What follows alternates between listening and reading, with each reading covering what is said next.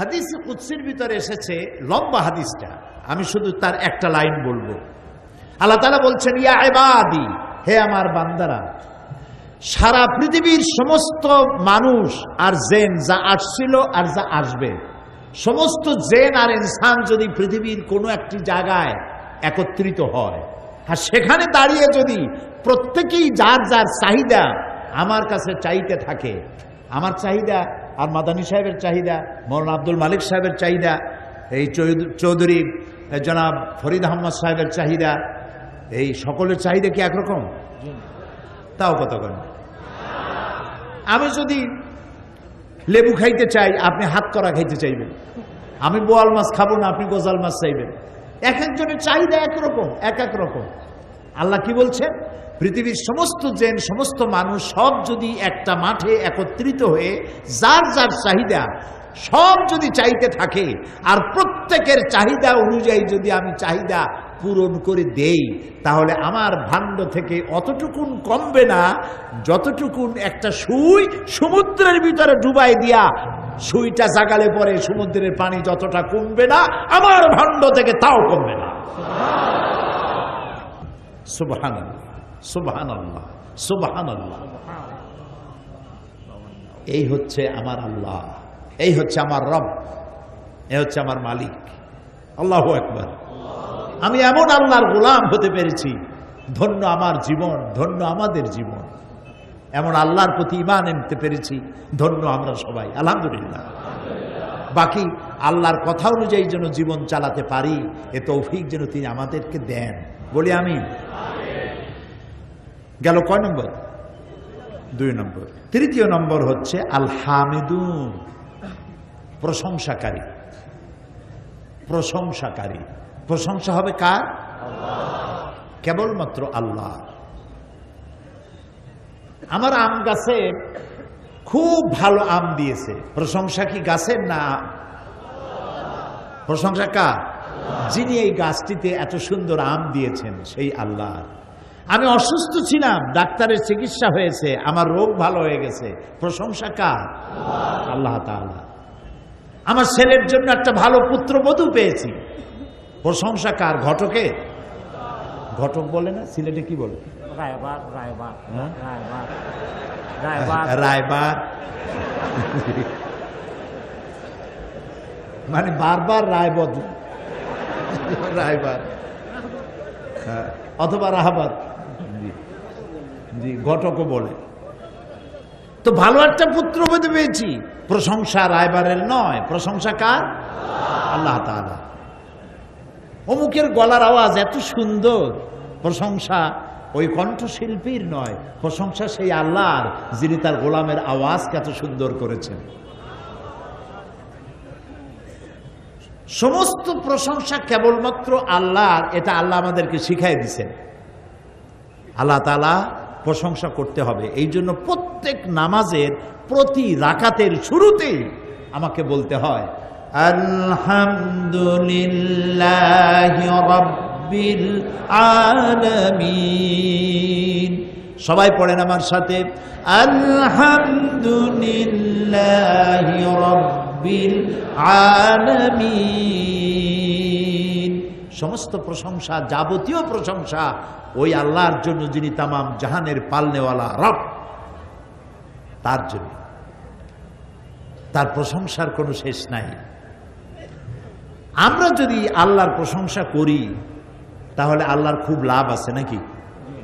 সারা পৃথিবীর মানুষ যদি আল্লাহর প্রশংসা ছেড়ে দেয় তাহলে তত্ত্বাবধায়ক সরকারের মতো ক্ষমতা ছেড়ে দেওয়া লাগবে নাকি? নাউজুবিল্লাহ। সমস্ত মানুষ যদি আল্লাহর প্রশংসা করে তাহলে আল্লাহর ক্ষমতা আরো কয়েক বছর বাড়বে নাকি? না। পৃথিবীর কেউ প্রশংসা করুক আর কেউ না করুক, কিচ্ছু আসে যায় না আল্লাহ তাআলার। ইউসাব্বিহু লিল্লাহি মা ফিস সামাওয়াতি ওয়া মা ফিল আরদ। আরে বেটা, তুমি প্রশংসা করলেই বা কি, না করলেই বা কি, আকাশে যা আছে, জমিনে যা আছে, এর মাঝখানে যা আছে, সব আমার তাসবিহ করে, আমার জিকির করে। সুবহানাল্লাহ। সমুদ্র, নদী নালাগুলি যে উত্তাল তরঙ্গ হয়, ঢেউ হয়, নদীর কুলু কুলু নাদে, পাখির কলকাকলিতে, বাতাসের সনসন রবে, যত আওয়াজ আমি শুনতে পাই, এই আওয়াজগুলি শুধুমাত্র আওয়াজ নয়, এ সমস্ত আওয়াজগুলির ভেতর থেকে আল্লাহর তাসবিহ হতেছে। ওয়ালাকিন লা তাফকাহুনা তাসবিহাহুম, ওদের তাসবিহ তোমরা বোঝো না, ওরা তো জিকির করছে আমার, তুমি তো শোনো কুহু কুহু, আসলে বলে আল্লাহু আল্লাহু, তুমি বোঝো না। ওই যে একটা পাখিতে গায় বউ কথা কও, সিলেটে আছে পাখিটা, আছে বউ কথা কও। আমি চিন্তা করছি ছোটবেলা থেকে শুনে আসতেছি বউ কথা কও, ওর বউ কি এতই অভিমান করছে যে জিন্দিগিতেও স্বামীর সাথে কথা কবে না, গালি কয় বউ কথা কও। আপনি আর আমি শুনি বউ কথা কও, আসলে আপনি শব্দের সাথে আপনার মনের যেটাই মিলাবেন সেই রকমই মনে হবে। যে কোনো শব্দের সাথে আপনি যা মিলাইতে চাইবেন ওটা মিলবে, কিন্তু সে সেটা বলছে না, আল্লাহর জিকির করছে, আল্লাহর তাসবিহ করছে, সব কিছু আল্লাহর প্রশংসা করছে। তো আল হামিদুন, প্রশংসাকারী। আমাকে প্রশংসা তো আল্লাহরই করতে হবে, সুবহানাল্লাহ।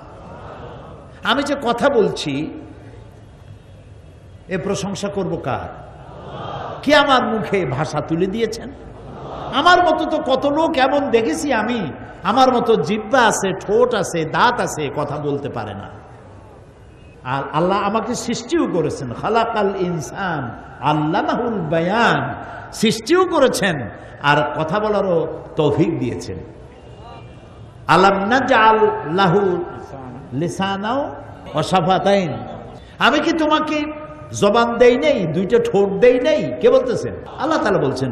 আচ্ছা চিন্তা করেন তো, দুইটা ঠোঁট আল্লাহ দিলেন, ঠোঁট ছাড়া একটা মানুষের চিন্তা করেন তো দুইটা ঠোঁট নাই, খালি আছে দাঁত, মনে হবে যেন বেসকি দিয়ে রয়েছে। দুইটা ঠোঁট দিয়ে মুখের সৌন্দর্য কি সুন্দর বাড়াই দিয়েছেন তিনি, সুবহানাল্লাহ। তিনি কত সুন্দর, আল্লাহু আকবার। সাইমুম শিল্পী গোষ্ঠীর কি সুন্দর গান, আল্লাহ সাইমুম শিল্পী গোষ্ঠীর প্রতি রহম করুন। এ গান সর্বত্র ছড়িয়ে গেছে, মিউজিক ছাড়া গান যে কত সুন্দর হতে পারে। এই দিশারি গাইলো, আপনারা মারহাবা মারহাবা বললেন, ওর মধ্যে কোনো মিউজিক ছিল? কি সুন্দর গান। তোমার সৃষ্টি যদি হয় এত সুন্দর, না জানি তাহলে তুমি কত সুন্দর। আল্লাহু আকবার, আল্লাহু আকবার। দুটি ঠোঁট দিয়েছেন, আমরা ঠোঁট নাড়ি আর জিহ্বা নাড়ি, আর ভেতর থেকে ভাষা এই জিহ্বা আর ঠোঁটের নাড়াচাড়ার মধ্য দিয়ে মনের ভাব প্রকাশিত হয়, সুবহানাল্লাহ। দুটি কান দিয়েছেন, এ কান দিয়ে শুনতে পাই, সেই কানগুলি আবার গাধার মতো লম্বা করে দেন না। মানুষের কান যতটুকুন করলে সৌন্দর্য বাড়ে ততটুকুন দিয়েছেন। এই কান যদি লম্বা হইতো, হায় রে আল্লাহ, পুলিশে টাইনিয়া লম্বা আরো করে দিত। ছোট ছোট কান দিছে আল্লাহ, সোনার কানটা হইতেছে, সুবহানাল্লাহ। কোন কি সুন্দর কান, দুইটা চোখ কি সুন্দর। চোখ দুটা দেখছেন? খালি তো দেখেন, একটু আয়নার দিকে তাকায় দেখেন কি সুন্দর। এই চোখের উপরে ভুরু, তার নিচে আবার হাড্ডি, চোখ দুটো সেফ সাইডে, যাতে করে আপনি ক্রিকেট খেলবেন, বল খেলবেন, আচার খাবেন। এগুলো খাইতে গিয়ে চোখ যদি কুমিরের মতো কপালের উপরে হইতো, বল লাগিয়া একবার জায়গায় স্যান্ডউইচ, এটা সেফ সাইডে রাখা হয়েছে। আবার এর মধ্যে পানি রাখা হয়েছে, চোখের মধ্যে আবার পানি আছে, কান্নার পানি নয়, এমনি পানি আছে। আর আপনি আমি চোখে পলক দেই, পলকটা আপনি আর আমি ইচ্ছে করে মারি না, এমনি অটোমেটিক পলক হয়। কেন? বাতাসের ভিতরে রয়েছে পলিউশন, এর অনেক জার্ম বাতাসের ভিতরে, অসংখ্য জার্ম। এই জার্মগুলি আপনার চোখের ক্ষতি করতে পারে, দৃষ্টিশক্তি নষ্ট করে দিতে পারে। সেজন্য আল্লাহ তাআলা চোখের মধ্যে এক প্রকারের মেডিসিন রেখেছেন। প্রতি মুহূর্তে চোখ পলক দিয়ে দিয়ে আল্লাহ তাআলা চোখকে ক্লিন করে দিচ্ছেন। আল হামিদুন, সেই আল্লাহর প্রশংসা করতে হবে যিনি চোখ দুটোকে এত সুন্দর করে দিয়েছেন, সুবহানাল্লাহ। জবান দিলেন কথা বলার জন্য, নাক দিলেন ঘ্রাণ নেওয়ার জন্য, আবার নাকটা মুখের এত কাছাকাছি দেওয়া হয়েছে যাতে করে মুখে খাবার দিলে নাক সার্টিফাই করবে যে এটা খাস না, এটা 3 দিনের বাসি পচা ইলিশ। এই নাকটা যদি এখানে না হইয়া বডির আর কোনো জায়গায় হতো, দূরতম কোনো জায়গায়, তাহলে খাবারের লোকমা বানাইয়া পিঠে অথবা কোমরের কাছে নাক হইলে অদ্দূর নিয়ে জিজ্ঞেস করা লাগবে এটা খাওয়া যাবে কিনা। তুই আল্লাহর প্রশংসা করবেন না, কার প্রশংসা করবেন? সুবহানাল্লাহ বলবেন না? নাক দিয়ে, চোখ দিয়ে, কান দিয়ে, হাত দিয়ে, পাও দিয়ে কত সুন্দর করে দিয়েছেন। সুবহানাল্লাহ, সুবহানাল্লাহ, সুবহানাল্লাহ। হাতের মধ্যে আবার 5টা আঙ্গুল, এ 5টা আঙ্গুল সমান সমান না, এই 5টা আঙ্গুল দিয়ে আপনাকে খেতে হয়। এই 5টা আঙ্গুল যখন আপনি খাবেন তখন কিন্তু 5টা আপনার সাহায্য করবে। ছোট লোক বড় লোক সব এক হয়ে যাবে, ঐক্যবদ্ধ হয়ে আপনাকে খাওয়াবে। আবার এই বৃদ্ধ আঙ্গুলিটা, এটা যদি না থাকতো, এটার অনেক ফাংশন আছে। এটা আমাদের দেশে যদি দেখানো হয় থাপ্পড় দেবে গালের উপর, আর এটা লন্ডনে যদি না দেখান আপনাকে ইডিয়েট বলবে। আপনাকে ওভারটেক করার সুযোগ দিয়েছে, আপনি বলবেন তোমার এইটা, তার মানে সে মনে করলো আমাকে থ্যাংক ইউ দিয়েছে। এটার অনেক ফাংশন। আপনি খাবার তৈরি করবেন খাতে, আর এইটা দিয়ে ঠেলে মুখের মধ্যে দিবেন। সুবহানাল্লাহ, দেখছেন কাণ্ড? আপনি যত চিন্তা করবেন, গবেষণা করবেন, আল্লাহ তাআলা এই জন্য বলছেন লা আয়াতিন লিউলিল আলবাব। যারা উলুল আলবাব, যাদের মাথায় গিলু টিলু আছে, ওরা চিন্তা করে, আর যাদের গিলু নাই জম্মের খাওয়া খায়, চিন্তা টিন্তা করে না, খালি খায়। কই ওলা মজা হইছে, এখানে মজা যে হইছে, মজা যিনি করে দিছেন তার প্রশংসা হতে হবে। 2টি পায়ের দিকে তাকান, পায়ের নিচের চামড়া উপরের চামড়া একরকম না। পায়ের উপরের চামড়াটা যদি পায়ের তলায় দেওয়া হতো, প্রত্যেক দিন জুতার মতো হাফসুল করা লাগতো। অথচ পায়ের তলার চামড়াটা পুরু, উপরেরটা নরম। হাতের উপরেরটা নরম আর তালুরটা শক্ত। তালুর চামড়া যদি পুরু না হতো, মেয়ে লোকেরা রান্না করতে পারতো না, চুলার কাছে যাইতে পারতো না, কাজ করতে পারতো না, পুরুষেরাও কাজ করতে পারতো না। 2 দিন 1 দিন হাতুড়ি মারলেই হাতের চামড়া গোস্ত উঠে সর্বনাশ হয়ে যাইত। তাহলে আমার আল্লাহ কত পরিকল্পনাকারী, কত সুন্দর তিনি, কত মহাপরিকল্পনাকারী। সুবহানাল্লাহ। কত বড় গাধা হইলে নাস্তিক হইতে পারে আমার মাথায় ঢোকে না। কত বড় গাধা, কপাল পোড়া, নাস্তিকদের মতো কপাল পোড়া আল্লাহর আকাশের নিচে জমিনের উপরে নাই। ইন্না শাররাদ দাওয়াবি ইনদাল্লাহি, আল্লাহর কাছে সৃষ্টি জগতের মধ্যে নিকৃষ্ট সৃষ্টি হচ্ছে ওরা। সুম্মুম বুকমুল্লাযী লা ইয়াকুলুন, যারা বোবা, বধির এবং কিছুই চিন্তা করে না, গবেষণা করে না। আপনি যত গবেষণা করবেন, চিন্তা করবেন, আপনার জন্য আল্লাহ তাআলা দরজা খুলে দিবেন চিন্তা গবেষণার। বেশি করে সেজদা দিতে ইচ্ছে করবে আল্লাহ তাআলাকে। সুবহানাল্লাহ। আল হামিদুন, আল্লাহর প্রশংসা করো। প্রশংসা যত করবেন তত কল্যাণ হবে। আল্লাহ তাআলা বলছেন লাইন শাকারতুম লাযীদান্নাকুম ওয়া লাইন কাফারতুম ইন্না আযাবি লাশাদীদ। লাইন শাকারতুম লাযীদান্নাকুম, তুমি যদি আমার শুকর আদায় করো, আমি তোমার অবশ্যই তোমাকে বাড়িয়ে দেব, নিয়ামত বাড়ায় দেব। শুকর আদায় করলে আল্লাহ বাড়ায় দেবেন। কি বাড়ায় দেবেন? এটা একটা অর্থ, এর 2টি অর্থ আছে।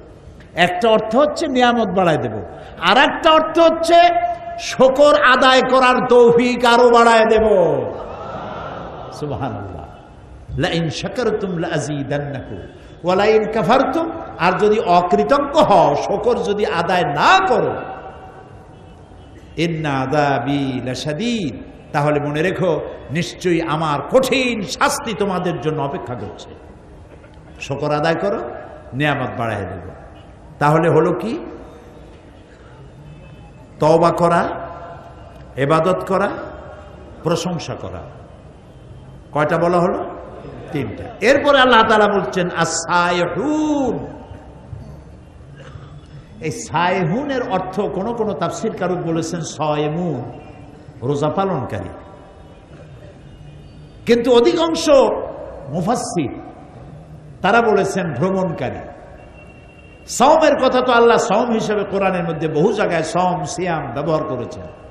সাইহুন শব্দের অর্থ করেছেন বহুল ক্ষেত্রে বড় বড় মুফাসসিরিনে কেরাম বলেছেন ভ্রমণকারী, পরিভ্রমণকারী।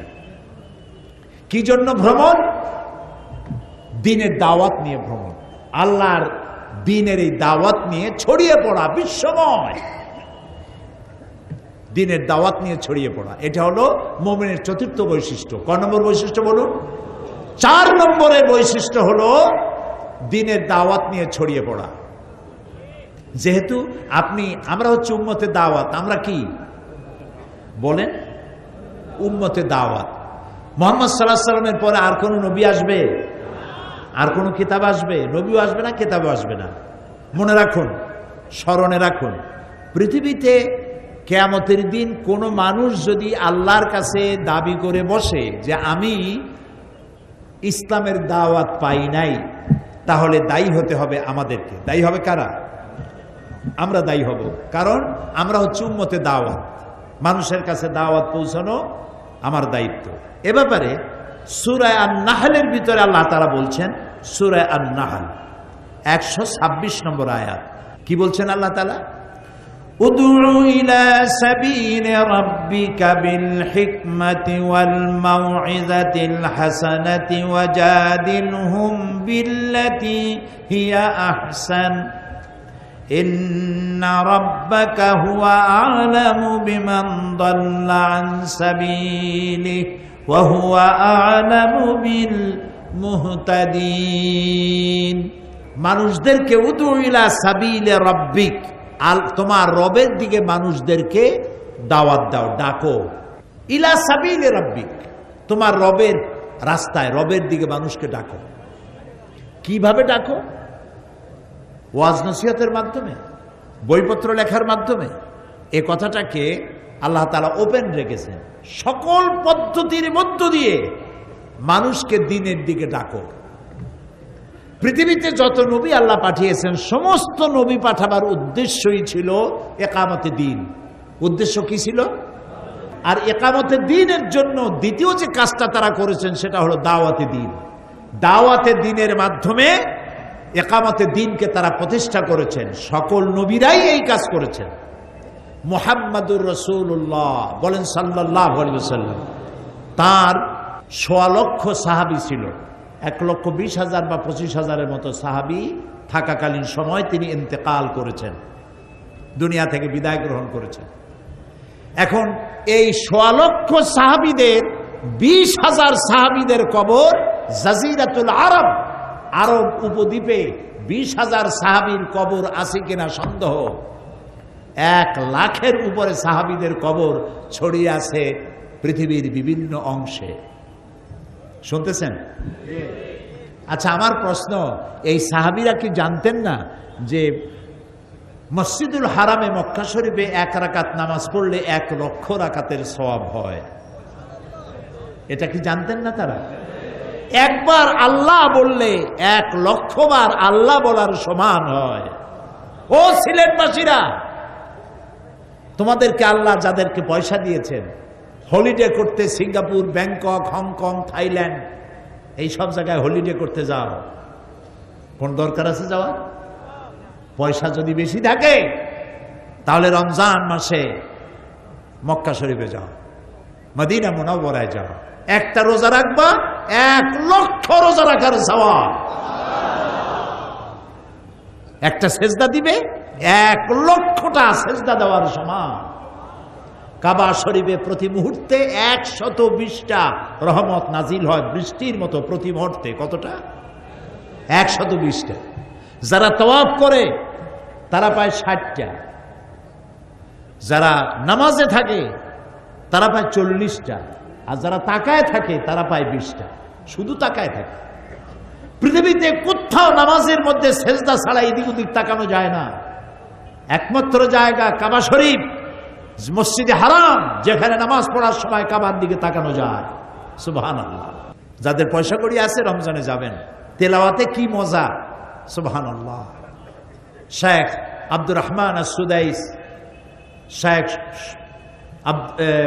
সৌদ আশ-শুরাইম, আব্দুল্লাহ আল জাহনি তেলাওয়াত যখন করতে থাকে মনে হয় কোরআন নাজিল হইতেছে। পৃথিবীতে কোথাও নামাজের মধ্যে কান্দাকাটি হয় না। ব্যক্তিগতভাবে কেউ কানলে সেটা ভিন্ন কথা, কিন্তু মসজিদে হারাম আল মক্কি, মসজিদুল হারাম আন নববিয়া শরীফ, মদিনা আল মুনাওয়ারা, নামাজের মধ্যে কি কান্দাকাটি হয় যাদের কপাল ভালো যায় দেখেছেন। চোখের পানি রক্ষা করা কঠিন, মানুষ কান্নার রোগ পড়ে যায়। 30 মিনিট 40 মিনিট মোনাজাত লম্বা হয় নামাজের মধ্যে। আর মোনাজাতের মধ্যে গিয়ে শেষে গিয়ে বলতে থাকে আল্লাহুম্মা লা তারুদ্দানা খাইবিন, আল্লাহুম্মা লা তারুদ্দানা খাইবিন। আল্লাহ তাআলা একেবারে কিছু না দিয়া খালি হাতে আমাদের ফেরত দিও না। কাবার সামনে রেখে মোনাজাত হচ্ছে। সাহাবায়ে কেরাম কি এটা জানতেন না যে কাবা শরীফে নামাজ পড়লে, মসজিদে নববীতে নামাজ পড়লে এত সওয়াব হয়? জানতেন না তারা? তারপরেও তারা যে বাইরে চলে গেলেন, কবর হলো রাশিয়ায়, কবর হলো চায়নায়, কবর হলো ইন্দোনেশিয়ায়, বিভিন্ন দেশে কবর হলো তাদের কি জন্য? নবীর নির্দেশে, আল্লাহর নির্দেশে আমার দাওয়াত নিয়ে ছড়িয়ে পড়ো বিশ্বময়, সারা দুনিয়ায় ছড়িয়ে পড়ো। কারণ এই দাওয়াত ছাড়া মানুষ সঠিক পথে আসতে পারবে না। সঠিক পথে আনার জন্য দাওয়াতে দিন, দিনের দাওয়াত নিয়ে ছড়িয়ে পড়ো। দাওয়াতটা কিভাবে দেবে সেটা আল্লাহ তাআলা বলছেন বিল হিকমা, হিকমতের সাথে দাওয়াত দিবে, কৌশলের সাথে দাওয়াত দিবে। হিকমা কি? হিকমার যতগুলি তাফসীর আমি দেখেছি তার মধ্যে আমি যে সিদ্ধান্তে পৌঁছেছি তাফসীরগুলি দেখে, সেটা হচ্ছে এই যে হিকমা বলতে অনেক কিছু বুঝায়, কিন্তু মূল যে কথাটা সেটা হলো হিকমা হলো নবী করিম সাল্লাল্লাহু আলাইহি ওয়াসাল্লামের আখলাকে হামিদা, তার উন্নত চরিত্র, তার উদারতা, তার ভালোবাসা, তার দাওয়াতের পদ্ধতি, এটাই হিকমার অন্তর্ভুক্ত। আর একটা হিকমত হতে পারে যে দাওয়াত আপনি যাকে দিচ্ছেন তার আকল অনুযায়ী দাওয়াতটা পেশ করবেন। আপনি যে যা বোঝে না আন্দাজে তা বুঝাইতে যাইয়েন না, তাহলে বেকার হবে, সে বুঝবেই না। তবে সবথেকে বড় কথা হলো মানুষকে দ্বীনের দাওয়াত দিতে হবে হিকমতের সাথে। আর হিকমতটা রাসূল যেভাবে অনুসরণ করেছেন সেটা কি? আল্লাহ রাব্বুল আলামিন বলেন ফাবিমা রাহমাতিম মিনাল্লাহি লিনতা লাহুম ওয়ালাউ কুনতা ফাদ্দান গালিদাল কলবি লানফাদ্দু মিন হাওলিক। হে রাসূল, আপনার প্রতি আল্লাহর করুণা হচ্ছে এই যে আল্লাহ তাআলা আপনার মনটাকে, হৃদয়টাকে, কলিজাটাকে নরম করে দিয়েছেন। তাই যারাই আপনার কাছে আসে একেবারে লেগে যায়। সুবহানাল্লাহ। আর যদি আপনার দিলটা কঠিন হতো তাহলে মানুষ আপনার কাছ থেকে সরে যেত। দাওয়াত দিবেন আপনি মানুষকে উত্তম ভাষায় ধমক দিয়ে নয়, তর্জন গর্জন করে নয়। আল্লাহ তাআলা মুসা আলাইহিস সালামকে বলছেন ইযহাব ইলা ফিরআউনা ইন্নাহু তাগা, ফিরআউনের কাছে যাও আর দ্বীনের দাওয়াত দাও। ওয়াকুলা লাহু কাওলান লাইয়িনা, এর নরম ভাষায় কথা কইও। প্রেসিডেন্ট তো নরম ভাষায় কথা কইও। আল্লাহ শিখাই দিলেন। ইব্রাহিম আলাইহিস সালাম তার পিতাকে দাওয়াত দিলেন। ইব্রাহিম আলাইহিস সালাম কি? আবুল আম্বিয়া, সমস্ত নবীদের বাপ, গোটা মিল্লাতের, মুসলিম মিল্লাতের বাপ তো বটেই। আল্লাহ তাআলা তাকে বলেছেন ইন্নী জাইলু কালিন নাসে ইমামা, পৃথিবীর সমস্ত মানুষের জন্য আমি তোমাকে ইমাম বানালাম, নেতা বানালাম। সুবহানাল্লাহ। তিনি তার পিতাকে বলছেন ইয়া আবাতি, হে আমার আব্বা, আমার কাছে এমন ইলম আসছে যা আপনার কাছে আসে নাই। ফাত্তাবিউনি আহদিকা সিরাতান সাবিয়্যা, আমি আপনাকে সহজ রাস্তা বলে দেব, আমার কাছে এমন ইলম আছে। ইউসুফ আলাইহিস সালাম জেলখানায় ছিলেন। কোথায় ছিলেন? দুইজনে স্বপ্ন দেখলো। তারা ইউসুফ আলাইহিস সালামকে ভালো লোক মনে করেছে। কোন নবীর কপালে লেখা ছিল না যে উনি নবী। আর কোন ফেরেশতা কোন নবীকে এসে বলেন নাই আমি আল্লাহর জিবরাইল, এই হলো তোমাদের নবী, দিয়ে গেলাম, এর ইত্তেবা করো। এরকম হয়েছে নাকি? হয় নাই। তাহলে নবী চিনবে কি করে? নবীর আখলাক দিয়ে, চরিত্র দিয়ে। জেলখানার কয়েদিরা ইউসুফ আলাইহিস সালামকে চিনে ফেলেছেন, উনি আমাদের মতো সাধারণ মানুষ নন, নিশ্চয়ই তার মধ্যে অসাধারণ কোনো গুণাবলী আছে। যে স্বপ্ন আমরা দেখছি এর তাবির উনিই করতে পারবেন। এখন তাবির যখন জানতে আসলো, ইউসুফ আলাইহিস সালাম বুঝলেন যে এই লোক দুইটা তো আমার কাছে ঠেকা। এখন এই ঠেকাকে সামনে রেখে দাওয়াত দেওয়া দরকার। তিনি বললেন, হ্যাঁ তোমরা যে স্বপ্ন দেখেছো এই তাবির আমি তোমাদের বলবো, তার আগে আমি তোমাদেরকে জানাতে চাই যে এই তাবির আমি শিখলাম কোত্থেকে, জানলাম কোত্থেকে। তিনি তখন তার রবের ব্যাখ্যা দিলেন আর বললেন, আরবাবুন মুতাফাররিকুনা খায়রুন আমিল্লাহিল ওয়াহিদিল কাহ্হার, অসংখ্য রবের দাসত্ব কবুল করা ভালো না এক পরাক্রমশালী আল্লাহ রাব্বুল আলামিনের দাসত্ব কবুল করা ভালো, কোনটা? তো আল্লাহ তাআলার দ্বীনের দাওয়াতগুলি নবীরা এইভাবে পেশ করেছেন, মানুষের কাছে ধমক দিয়ে নয়, তর্জন দিয়ে নয়, গর্জন দিয়ে নয়, ভালোবাসা দিয়ে, উত্তম ব্যবহার দিয়ে দাওয়াত পেশ করেছেন। আজ আমার যুবক ছেলেরা আমার কথা শোনে না, আমি পিতা, আমার সন্তান আমার কথা শোনে না, এই অবস্থা সকলের কিনা বলেন? আমাকে দিয়ে একটা দৃষ্টান্ত দিলাম, এমন হতভাগ্য আমি হই নেই যে আমার ছেলেরা আমার কথা শোনে না। আমি একটা দৃষ্টান্ত দিলাম সকলকে। অনেক পিতা এখানে আছেন, সন্তানে কথা শোনে না, আছে না? বউতে কথা শোনে না, মেয়েতে কথা শোনে না, আছে না এমন? এই যে কথা শোনে না, তার পেছনেও আপনার অবহেলা এবং অবজ্ঞা আছে। আপনার অবহেলা এবং অবজ্ঞা কাজ করে আপনার অজান্তে, আপনি জানেন না। আপনি এও খবর রাখেন না আপনার ছেলে কোথায় যায়, আপনি এও খবর রাখেন না আপনার মেয়ে কোচিং করার নাম করে কোথায় যায়, আপনি এটাও জানেন না কম্পিউটার ব্রাউজিং করার জন্য সাইবার ক্যাফেতে গিয়ে আপনার সন্তান কি দেখে। সংস্কৃতির নাম শুনে ছেলেরা দৌড়ায়, সংস্কৃতি সংস্কৃতি। সংস্কৃতি মানে কি? সংস্কৃতি মানে হল ঢোল, ঢোল, তবলা, হারমোনিয়াম, গিটার, ফিটার, সারেগামা, পাতানিশা, বাবা নানু, মামু গালু। সংস্কৃতিও বোঝে নাই কারে কয় সংস্কৃতি। হায়রে কপাল পোড়া মুসলমান। সংস্কৃতি কি? সংস্কৃতি এটা আরবিতে বলা হয় সাকাফা, বাংলায় বলা হয় সংস্কৃতি, ইংরেজিতে বলা হয় কালচার। কালচারটা এখন আর কালচার নাই, এটা এখন ক্যান্সার হয়ে গেছে। সংস্কৃতি মানে হচ্ছে ওপেন কনসার্ট। সংস্কৃতির মানে হচ্ছে এখন তারা এই সংস্কৃতি কোথায় নিয়ে যেতে চাচ্ছে, তারা ঘোষণা করেছে বাংলাদেশের প্রত্যেকটি বিল্ডিং এর ছাদ হবে আমাদের ওপেন কনসার্টের কি স্টেজ। ছাদে উঠে লাভ হবে এখন, আপনার মাথায় উঠে। কোথায় উঠছে চিন্তা করেন। সংস্কৃতি ঢোল ডগর নয়, বাজনা নয়। সংস্কৃতি কি? সংস্কৃতি হচ্ছে একটি জাতির আচার আচরণের বহিঃপ্রকাশ। সংস্কৃতি জীবনের বিশাল অঙ্গন। সংস্কৃতি বাদ দিয়ে কোনো জাতি বাঁচতে পারে না। আমার সংস্কৃতি কি? হিন্দুরা তারা সকালবেলায় তারা বলে যে আমি অতি প্রত্যুষে গাত্রোত্থান, ঘুমের নিদ্রা থেকে গাত্রোত্থান করে তারপরে প্রাতরাশ সেরে পানি দিয়ে প্রাক্ষলন করে প্রাতরাশ সেরে কর্মস্থলে গমন করিলাম। এটা ওর সংস্কৃতি। আর আমার সংস্কৃতি সবে সাদেকের পরে উজু করে ফজরের নামাজ পড়ে নাস্তা করে আল্লাহ হাফেজ বলে কর্মস্থলে গিয়ে কাজে যোগ দিলাম। এটা আমার সংস্কৃতি।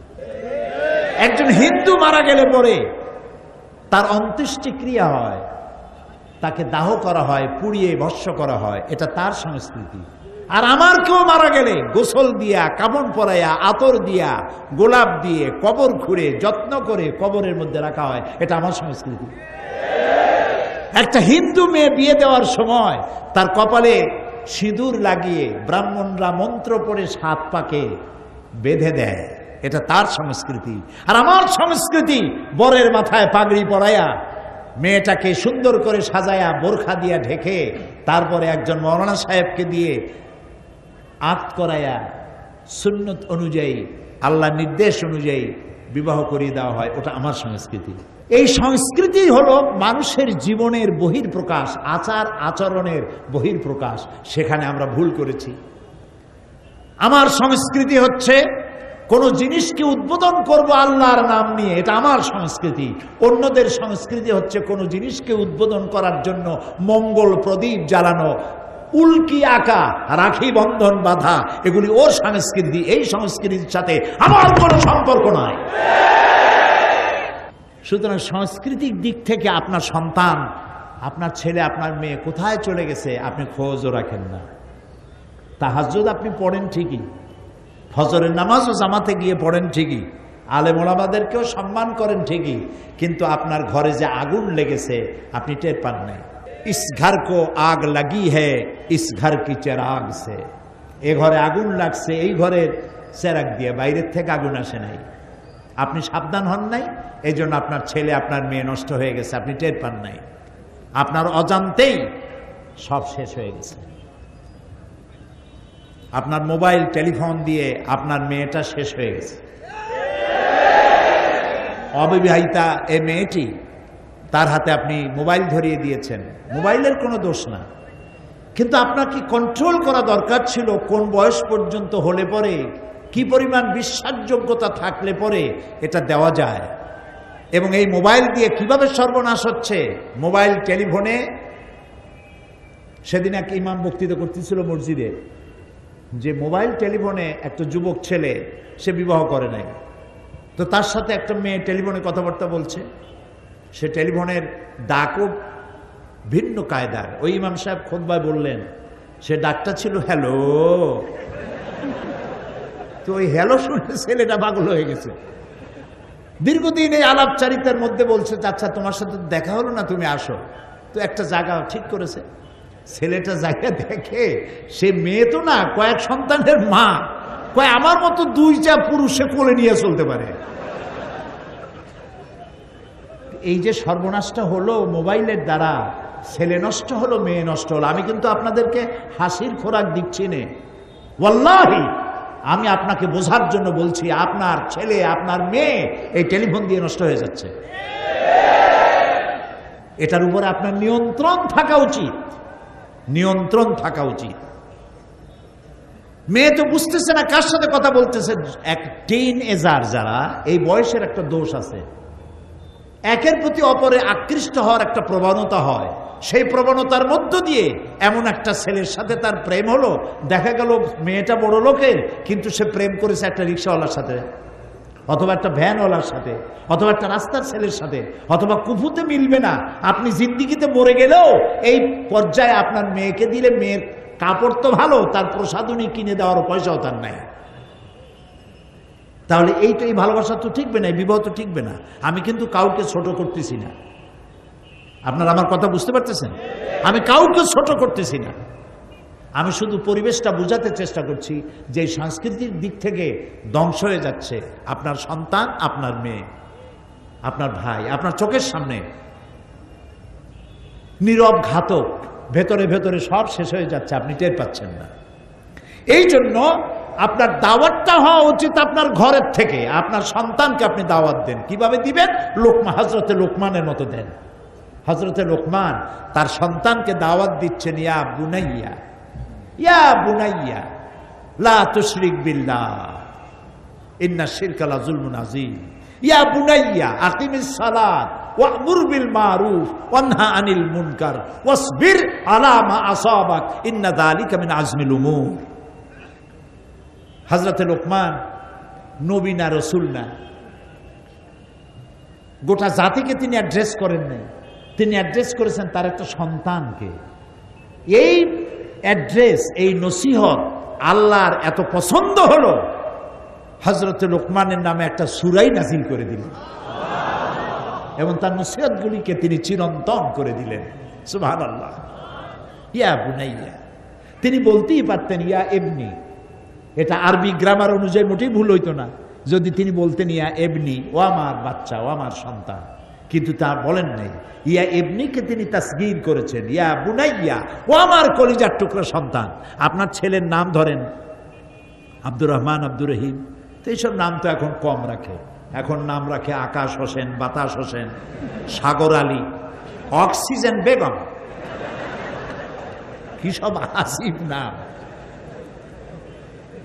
এখন আব্দুর রহমান, আব্দুল সত্তার ছেলের নাম রাখেন, ভালো ভালো নাম রাখেন। নাম ধরে, ও আমার কলিজার টুকরা বাবা, বাবা গো এদিকে আয়, রোশে আক্কা, রোশে আক্কা বল, আদর করে ডাকলো। বাচ্চা কাছে আসলো, কপাল একটা চুমা দিল। বাবা তুই যে নামাজ পড়তে যাস না, আমার মনে বড় কষ্ট লাগে বাবা। আমি প্রত্যেকদিন জামাতে যাই, তুই যাস না, আমার সাথে চল, আজকে জামাতে যাবি। ওর গর্দানে একটা চুমা দিলেন, কপালে একটা চুমা দিলেন। ও কিন্তু আপনাকে আজকে আর প্রত্যাখ্যান করতে পারবে না, বলবে আব্বু আজকে যেতে পারছি না, কালকে অবশ্যই আব্বা আপনার সাথে, তোমার সাথে আমি যাবই মসজিদে। বাপের এক চুমায় কাজ হয়ে গেছে। এই রকমের মাহফিলে 14 দিন মাহফিলে এসে যে কাজ না হবে, আপনার এক চুমায় সে কাম হয়ে যাবে। উদু ইলা সাবিলা রাব্বিকা বিল হিকমা, এটাই হলো হিকমা। আপনার মেয়েকে বলেন, মা, ও মা, তোমার বয়স তো এখন 6-7 না, তোমার বয়স তো এখন 14-15 হয়ে গেছে। মা তুমি তো ওড়না ছাড়া চলতে পারো না, মা তুমি মা ওড়না পরে চলো, রাস্তা যখন যাবে নেকাব পরে চলো, আল্লাহর হুকুম। মা তুমি কি জানো, এই যে অ্যাসিড পড়ে মেয়েদের মুখে জীবনটা নষ্ট হয়ে যায়, সৌন্দর্য প্রদর্শনী করে রাস্তায় বেড়ায়। অক্সিজেন বেগমকে দেখছে বল্টু মিয়া, SMS করছে, প্রেম নিবেদন করেছে, ও প্রত্যাখ্যান করেছে। এরে জেদে ধরলো, প্রেম করবেন আমার সাথে, আমারে বিয়ে করবি না, কাউরে বিয়ে করতে দেব না।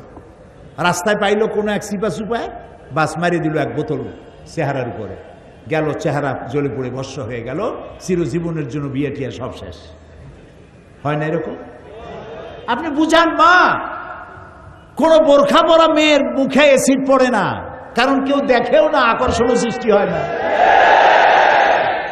এই যত মার্কেট আছে, মার্কেটগুলিতে মেয়ে লোকেরা যখন যায়, যে মেয়েটা বোরখা পরে যায়, নেকাব পরে যায়, সেলসম্যানরা বলে খালাম্মা, সাসিয়াম্মা বসেন। তো খালাম্মার সাসিয়াম্মা যখন বলল, তখন মর্যাদা বাড়লো না? খারাপ চোখে আর তাকাইতে পারবে? আলহামদুলিল্লাহ। আল্লাহর আইন যেখানে মানবেন সেখানেই শান্তি। কিন্তু আপনি তা করেন নাই। আপনি কিভাবে গেলেন? মাথার চুলগুলো ছাড়া, তারপরে রূপচর্চা করেছেন, কাপড় চোপড় এমনভাবে পরেছেন যা খুবই লজ্জাজনক। তা আপনি যখনই দোকানে ঢুকবেন, সেলসম্যান একটা কায়দার হাসি দিয়ে বলবে, ভাবি, আপা, বসেন বসেন বসেন। এরপরে শাড়ি একটা বাড়ি করলো, এই শাড়িটা আপনার পরলে যা মানাবে না। আরে শয়তান, ওরে মানাবে কিসে? তা তুই বলতে কি ওর স্বামী বলবে? এখন দোকানদার কোন শাড়ি পরবে মানাইবে আপনারে, সেইটা যদি বলে সেলসম্যান, তাহলে কি আপনার ইজ্জত থাকলো? থাকলো না। আপনি পিতা, আপনার মেয়েকে আপনি বুঝান, মা তুমি এরকম করে যেতে পারো না, তুমি মেয়ে, তুমি ঢেকে ঢুকে চলো, আল্লাহর হুকুম মানো। এভাবে যদি দাওয়াতটা দেন, তাহলে এই দাওয়াত তার কলিজার মধ্যে ধরবে। মা মা বলতে থাকেন, রাগ করবেন না। অনেক বাপ আছে ভুল করে, ছেলে পরীক্ষা ফেল করছে, কথাবার্তা বন্ধ করে দেয়, ভাত খাইতেও দেয় না। তো আপনার মেয়েকে আপনাকে বুঝাইতে হবে, মা মা বলে বলবেন এবং তাকে বুঝাবেন। তাহলে আপনার মেয়েটা পর্দানসীনা হবে, একটা ভালো জামাই পাবেন। আলহামদুলিল্লাহ বলেন। মেয়েকে এভাবে বুঝাবেন। তরুণরা হচ্ছে আমার জাতির সম্পদ। যুবকরা, তরুণ তরুণী, যুবক যুবতী আমার জাতীয় সম্পদ, আমার জাতির ব্যাকবোন। মেরুদণ্ড যদি সোজা থাকে, সোজা হয়ে হাঁটবেন, আর মেরুদণ্ড যদি ব্যথা থাকে, তাহলে কেমনে হাঁটবেন? হ্যাঁ, এরকম হয়ে হাঁটবেন। হ্যাঁ এরকম একেবারে কুজা। এক দাদা কুজা হয়ে গেছে, নাতি বলতেছে দাদা বড়শিটা কিনছো কত দিয়া? বুঝছেন তো, দাদা বুঝে ফেলেছে নাতির রসিকতা। দাদা বলছে নাতি বয়স আসলে তুমিও একটা মাগনা বাবা, পয়সা দিয়ে কেনা লাগবে না। মেরুদণ্ড জাতির ব্যাকবোন হচ্ছে ইয়াং জেনারেশন, নতুন প্রজন্ম। এই নতুন প্রজন্মকে ঢোল আর তবলার বিকট আওয়াজে এদের মন মস্তিষ্ককে বিভ্রান্ত করে দেওয়া হয়েছে। এদেরকে ইসলাম থেকে দূরে সরানো হয়েছে, এদেরকে বোঝানো হয়েছে আলেম ওলামা মানি হলো মৌলবাদী, সেখানে এদের কাছে যাইও না। এই যুবকদেরকে আপনাকে টার্গেট নিতে হবে, তরুণদেরকে কাছে নিতে হবে, তরুণদেরকে ভালোবাসুন। রাসূল করিম সাল্লাল্লাহু আলাইহি ওয়াসাল্লাম বলেছেন উসীকুম বিশ-শাবাবি খায়রা ফাইন্নাহুম আরাক্কু আফিদা লাকাদ বাসানি আল্লাহু বিল হানিফিয়্যাতি সামহা ফাহালাফানি আশ-শাবাব ওয়া খালাফানি আশ-শুয়ুখ ক্বালা রাসূলুল্লাহ সাল্লাল্লাহু আলাইহি ওয়াসাল্লাম। রাসূলুল্লাহ বলেছেন উসীকুম বিশ-শাবাবি খায়রা, আমি তোমাদেরকে ওসিয়ত করতেছি তরুণদের ব্যাপারে তোমরা সহৃদয় হবে। কে বলতেছেন? আল্লাহ রাসূল। তরুণ যুবক এদেরকে তোমরা ভালোবেসো, কারণ আল্লাহ তাআলা আমাকে উদারতা সহকারে দিন প্রতিষ্ঠার জন্য পৃথিবীতে পাঠিয়েছেন। ফাহালাফানি আশ-শাবাব, এই যুবকরাই দিন প্রতিষ্ঠার পথে আমাকে সাহায্য করেছে। ওয়া খালাফানি আশ-শুয়ুখ, আর সব বুড়োরা আমার সাথে বিরোধিতা করেছে। এখন দেখেন রাসূলকে যারা সাহায্য করলো, সহযোগিতা করলো, তারা কারা? আম্মার, সুহাইব, বিলাল, ওমর, আবু বকর, আব্দুল্লাহ ইবনে রাওয়াহা, জুবাইর ইবনুল আওয়াম, আলী, আব্দুর রহমান ইবনে আউফ রিদওয়ানুল্লাহ তাআলা আলাইহিম আজমাইন। সব 40-এর নিচে বয়স। বয়স কত? নিচে 8.5, উপরে 36, বিলো 40। এরা সহযোগিতা করেছে, এদের রক্তের উপরে ইসলাম প্রতিষ্ঠিত হয়েছে। সুবহানাল্লাহ। আর যারা বিরোধিতা করেছে তারা কারা? সব 40 আবু জাহাল, আবু লাহাব, আবু সুফিয়ান, উতবা, শাইবা, মুগিরা, গোষ্ঠী সুদ্ধা, সব বুড়ো। বুড়োরা বিরোধিতা করেছে, জওয়ানেরা আমার সহযোগিতা করেছে। ও সাহাবীরা, যুবকদের ব্যাপারে তোমরা কল্যাণকামী হও। সুবহানাল্লাহ। আমি এই ওয়াজ আপনাদের কারো শুনাইছি। হযরত জারীর রাদিয়াল্লাহু তাআলা আনহু যুবক, চেহারা ছিল এত সুন্দর, কোন মজলিসে হাজির হলে সাহাবায়ে কিরাম বলতেন আমাদের মধ্যে এক ফালি চাঁদও দিতে হয়েছে। সুবহানাল্লাহ। রাসূলুল্লাহ মজলিসে বক্তব্য রাখছিলেন, যুবক সাহাবী জারীর এক কোনায় দাঁড়ানো, বসার জায়গা পায় নাই। সকলের চোখ এড়াইছে, কিন্তু রাসূলের চোখ এড়ায় নাই। সুবহানাল্লাহ। নবী করিম সাল্লাল্লাহু আলাইহি ওয়াসাল্লাম নিজের গায়ের চাদর মোবারক খুলে ফিকে মারলেন জারীরের দিকে, বললেন ইজলিস ইয়া জারীর, ও জারীর তুমি আমার চাদরের উপরে বসো। আল্লাহু আকবার। ফাকাব্বালাহা জারীর ওয়া দাম্মাহা ইলাই। হযরতে জারীর রাসূলের চাদর বুকের সাথে জড়ায় ধরলেন আর বারবার চুমা খাইতে লাগলেন। বললেন ইয়া রাসূলুল্লাহ, আপনার চাদরে বসতে পারি? আপনি আমাকে সম্মানিত করেছেন। সুবহানাল্লাহ, সুবহানাল্লাহ। প্রিয় ভাইরা, যুবকদের প্রতি আপনারা দয়াদ্র হন। ছেলে পরীক্ষা ফেল করেছে, বাপেও কথা বলে না, মায়েও কথা বলে না। ছেলে 2-3 দিন মা বাপের এই অযত্ন, কথা বলে না ইত্যাদি দেখা বন্ধুদের সাথে গিয়ে মিলিত হলো। বন্ধুরা তাকে ইন্ডিয়ান ফিল্ম দেখাইল, তারপরে আরো কিছু খাওয়াইলো। আপনারা স্বামী স্ত্রী 2 জন ফেল করছে বলে ছেলেটার প্রতি মেয়েটার প্রতি অভিমান করলেন, রাগ করলেন, কথা বললেন না। আপনি তো ছেলেটাকে সর্বনাশ করে দিলেন, মেয়েটাকে ঘর ছাড়া করে দিলেন। উচিত ছিল ওর মাথায় হাত দিয়ে, বাবা ফেল তো মানুষই করে, গাধায় তো আর পরীক্ষা দেয় না। পরীক্ষা তো মানুষই দেয়। একজনে শুনেছে, কয় ভাই আপনার ছেলে তো ফেল করছে। কয় আলহামদুলিল্লাহ। কয় ছেলে ফেল করলো তাও আলহামদুলিল্লাহ কম পাবো না? ও যে ফেল করবে তাও তো আমি বুঝি নেই। ফেল করতেও তো একটা যোগ্যতা লাগে। তো বাবা তুই যে ফেল করছিস কোনো অসুবিধা নাই, আজকে বড় বোয়াল মাছ কিনে আনবো, খা, দুধ খা, কলা খা, আগামী বছর পরীক্ষা ভালো করবি ইনশাআল্লাহ। আমরা মা বাপ তোর জন্য দোয়া করব, তুই আগামী বছর ভালো পাস করবি। তাহলে ছেলেটার মনে যে কষ্ট ছিল কষ্টটা থাকবে? তা আপনি তো ভুল করলেন, ভুল ট্রিটমেন্ট করলেন। লাগবে ইনজেকশন, আপনি করছেন অপারেশন। কাজেই যুবকদের প্রতি আপনারা বিশেষভাবে আকৃষ্ট হন, তরুণদের প্রতি আকৃষ্ট হন, এদেরকে জায়গা করে দেন। হযরত আবু সাঈদ খুদরি রাদিয়াল্লাহু তাআলা আনহু বলেছেন, হাদিসে এসেছে যে যখন তিনি দেখতেন মজলিসের ভিতরে কোনো যুবক হেঁটে আসতেছে, তিনি বসা থেকে দাঁড়ায় যেতেন। সুবহানাল্লাহ, বসা থেকে দাঁড়ায় যেতেন আর বলতেন মারহাবাম বিওসিয়্যতি রাসূলিল্লাহ সাল্লাল্লাহু আলাইহি ওয়াসাল্লাম, হে রাসূলের চলমান উপদেশ, চলমান উপদেশ, তোমাকে ওয়েলকাম করছি, মারহাবা, ওয়েলকাম। তোমার জন্য আল্লাহ তাআলা রাসূল আমাদেরকে ওসিয়ত করেছেন, আমারানা আন নাহফাযাল হাদিসা ওয়া নুওয়াসিআ লাকুম ফিল মাজালিস। রাসূল আমাদেরকে তার হাদিসগুলি সংরক্ষণ করতে বলেছেন আর তোমাদের মতো যুবকদেরকে আমাদের মজলিসে জায়গা করে দিতে বলেছেন। আপনি যদি আপনার মজলিসে জায়গা করে না দেন তাহলে ওর আবার আলাদা মজলিস আছে, জুয়ার আড্ডা আছে, সিনেমা হল আছে, ওপেন কনসার্ট আছে, সেই জায়গায় জায়গা হবে। সেই জন্য আপনার মজলিসে ওরে আপনি জায়গা করে দিবেন, সম্মান করবেন, ওরও একটা সম্মান আছে। তরুণদের প্রতি, যুবকদের প্রতি আকৃষ্ট করে দ্বীনের পথে যদি তাদের দাওয়াত দেন, বৃদ্ধদের বুদ্ধি, সম্পদশালীদের অর্থ আর যুবকদের শক্তি আর রক্ত, এই তিনটা জিনিস যদি একত্রিত হয়, ইসলামের বিজয় পৃথিবীর কেউ ঠেকাতে পারবে না।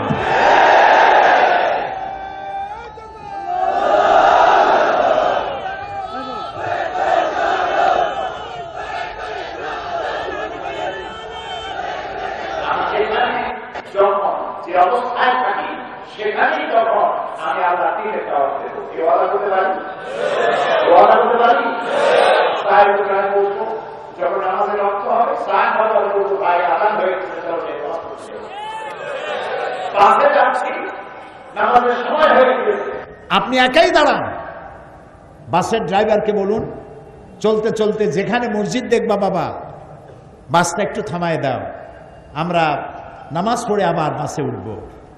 এরপরে আল্লাহ না করুন যদি অ্যাক্সিডেন্টে মৌত হয়, শাহাদাতের মৌত নসিব হয়ে যাবে। এমনি যানজটে ঘন্টার পর ঘন্টা দাঁড়িয়ে থাকা যায়, কিন্তু 5 মিনিটের জন্য বাস থামাইয়া নামাজ পড়া যায় না। কাউকে না কাউকে সমাজ সংশোধনের দায়িত্ব নিতে হবে। আমরা যদি এই দায়িত্ব গ্রহণ করতে পারি তাহলে নিঃসন্দেহে আল্লাহ রাব্বুল আলামিন আমাদেরকে বিজয় দান করবেন। 8টি বৈশিষ্ট্যের কয়টা বললাম? 4টা। খুব জরুরি না ভাই কথাগুলো? আলহামদুলিল্লাহ। আরো জরুরি কথা সামনে আগামীকাল বলা হবে, যদি আল্লাহ তাআলা বলান, বলি আমিন। এখন মোনাজাত করব, মোনাজাতের জন্য দাঁড়ানো ভাইরা বসে, এবং আগামীকাল হবে আখেরি মোনাজাত। এই মোনাজাতে শামিল হওয়ার জন্য সবাই ছুটে আসবেন আগের ভাগেই। আল্লাহুম্মা আমিন। রব্বানা যালামনা আনফুসানা ওয়া ইন লাম তাগফির লানা ওয়া তারহামনা লানাকুনান্না মিনাল খাসিরিন। আয় আল্লাহ তাআলা, হাজার হাজার মুসলমান নরনারী সিলেটের এই ময়দানে তোমার দরবারে গুনার বোঝা নিয়ে হাত তুলেছি, মেহেরবানি করে আমাদের জিন্দেগির গুনাহ খাতা মাফ করে দাও। আয় আল্লাহ তাআলা, আমাদের মা বাপ যাদের দুনিয়া থেকে বিদায় হয়ে গেছে, কবরগুলিকে জান্নাতের টুকরায় পরিণত করে দাও রব্বুল আলামিন। তাম পৃথিবীতে মুসলমানেরা যত জায়গায় বিপদে আছে, মুসিবতে আছে, আল্লাহর সমস্ত বিপদগ্রস্ত মুসলমানদেরকে তুমি সাহায্য করো রব্বুল আলামিন। ফিলিস্তিনি মুসলমানদেরকে ইহুদিরা মেরে মেরে শেষ করে ফেলল, তাদের সাহায্য করার কেউ নাই, আজ কেউ কথা বলে না তাদের জন্য। আল্লাহ তাআলা ফিলিস্তিনিদেরকে তুমি সাহায্য করো, অভিশপ্ত ইহুদিদের উপরে গজব নাজিল করো আল্লাহ, তাদের উপরে লানত দাও, তাদের হাত থেকে দুনিয়ার মুসলমানদেরকে বাঁচাও আল্লাহ তাআলা। আমাদের প্রিয় জন্মভূমি বাংলাদেশের উপরে রহমত নাজিল করো। আল্লাহ তাআলা এই বাংলাদেশে যারা যেখানে যে মুসিবতে আছে, কষ্টে আছে, সমস্ত কষ্ট থেকে, মুসিবত থেকে, জুলম থেকে আল্লাহ তুমি রক্ষা করো, দয়া করো। আয় আল্লাহ তাআলা আঞ্জুমানে খেদমতে কোরআনকে কবুল করো। এই বিশাল মাহফিলের আয়োজন যারা করেছেন, অর্থকড়ি ব্যয় করেছেন, ঋণী হয়ে আছেন, সমস্ত শ্রোতা মণ্ডলীকে এই ঋণ পরিশোধ করার মতো পয়সা আল্লাহ তুমি দেওয়ার তৌফিক দান করো। আঞ্জুমানে খেদমতে কোরআন শুধু বছরে একটা তাফসির মাহফিলই করে না, সমাজ কল্যাণমূলক অনেক কাজ করে। আল্লাহ তুমি জানো, সিডরে যখন দক্ষিণ বাংলা আক্রান্ত হয়েছিল, মানুষ মারা গিয়েছিল হাজার হাজার, এই আঞ্জুমানে খেদমতে কোরআনের পক্ষ থেকে কম্বল নিয়ে, টাকা নিয়ে, পয়সা নিয়ে এরা চলে গিয়েছিল আমার পিরোজপুর পর্যন্ত। আল্লাহ তুমি জানো। আল্লাহ তাআলা তুমি দয়া করে এই আঞ্জুমানে খেদমতের কোরআনের খেদমতকে তুমি কবুল করে নাও। আল্লাহ তাআলা এই মাহফিলে অনেক যুবক এসেছে, তরুণ এসেছে। তুমি তাকায় দেখো, দাড়ি পাকা লোকদের চাইতে তরুণদের সংখ্যা অনেক বেশি। আল্লাহ তুমি আমাদের তরুণদেরকে আমাদের কোলে ফিরাইয়া দাও, রসুলের কোলে ফিরাইয়া দাও, ইসলামের কোলে ফিরাইয়া দাও। আল্লাহ তাআলা আমাদের তরুণ তরুণী, আমাদের যুবক যুবতী, আমাদের সম্পদ, আল্লাহ তাআলা এগুলি নষ্ট হয়ে যাচ্ছে বামপন্থীদের কারণে। আল্লাহ তুমি দয়া করে এদেরকে তোমার ডান দিকে নিয়ে আসো। আল্লাহ তাআলা কোরআনের দিকে নিয়ে আসো, কোরআন বোঝার প্রতি আকর্ষণ সৃষ্টি করে দাও। রব্বুল আলামিন এই সিলেটের ময়দানে বিগত ৩০-৩২ বছর কোরআনের তাফসিরের মাহফিল এই ময়দানে হয়েছে। তখন থেকে নিয়ে পর্যন্ত যারা বেঁচে ছিলেন আর যারা মারা গেছেন, এ মাহফিলে আসতেন, সাহায্য করতেন, আজ তারা বেঁচে নাই বহু লোক। আল্লাহ তুমি তাদের কবরগুলিকে কোরআনের নূর দিয়া ভরে দাও। আয় আল্লাহ তাআলা ৩০ পারা কোরআন শরীফ সহি করে তেলাওয়াতের তৌফিক দাও। আমার জাতিকে কোরআন বোঝার তৌফিক দাও, কোরআনের আন্দোলনে শামিল হওয়ার তৌফিক দান করে দাও। আল্লাহ তাআলা আমি জানি না কার মনে কি দুঃখ আছে, ব্যথা আছে, প্রত্যেকের দিলের ব্যথা দূর করে দিয়ে দিলকে ঠান্ডা করে দাও। রব্বানা তাকাব্বাল মিন্না ইন্নাকা আনতাস সামিউল আলিম ওয়া তুব আলাইনা ইন্নাকা আনতাত তাওয়াবুর রহিম। সুবহান রাব্বিকা রাব্বিল ইজ্জাতি আম্মা ইয়াসিফুন ওয়া সালামুন আলাল মুরসালিন ওয়ালহামদুলিল্লাহি রাব্বিল আলামিন। ওয়াজআল আখিরা কালামিনা ইনদাল মাউত লা ইলাহা ইল্লাল্লাহু মুহাম্মাদুর রাসূলুল্লাহ। আসসালামু আলাইকুম ওয়া রাহমাতুল্লাহ।